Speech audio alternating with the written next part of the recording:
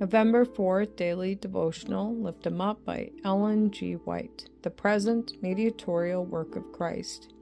And Jesus came and spake unto them, saying, All power is given unto me in heaven and earth. Matthew chapter 28, verse 18. At the meeting on a mountain in Galilee, all the believers who could be called together were assembled.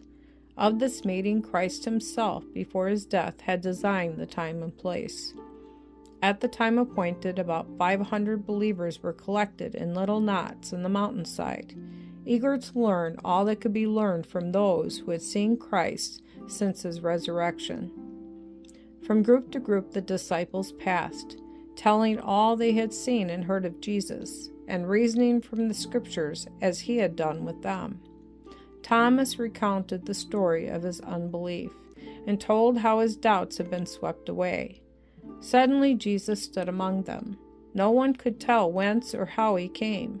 Many who were present had never before seen him, but in his hands and feet they beheld the marks of the crucifixion. His countenance was as the face of God, and when they saw him, they worshipped him.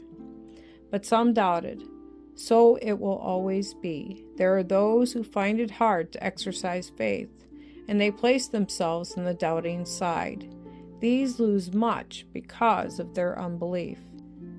This was the only interview that Jesus had had with many of the believers after his resurrection.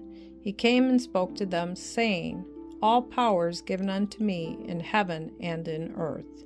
Matthew chapter 28, verse 18. The disciples had worshipped him before he spoke, but his words, falling from lips that had been closed in death, thrilled them with peculiar power. He was now the risen Savior.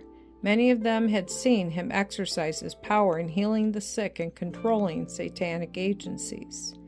They believed that he possessed power to set up his kingdom at Jerusalem, power to quell all opposition, power over the elements of nature.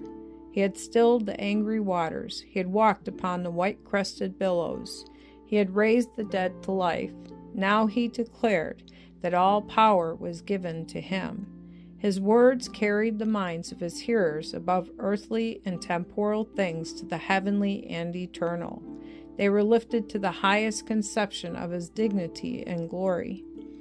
Christ's words on the mountainside were the announcement that his sacrifice in behalf of man was full and complete. The conditions of the atonement had been fulfilled. The work for which he came to this world had been accomplished.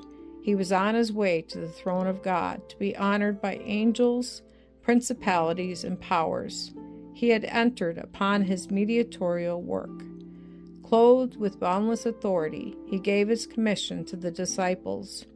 Go ye therefore, and teach all nations.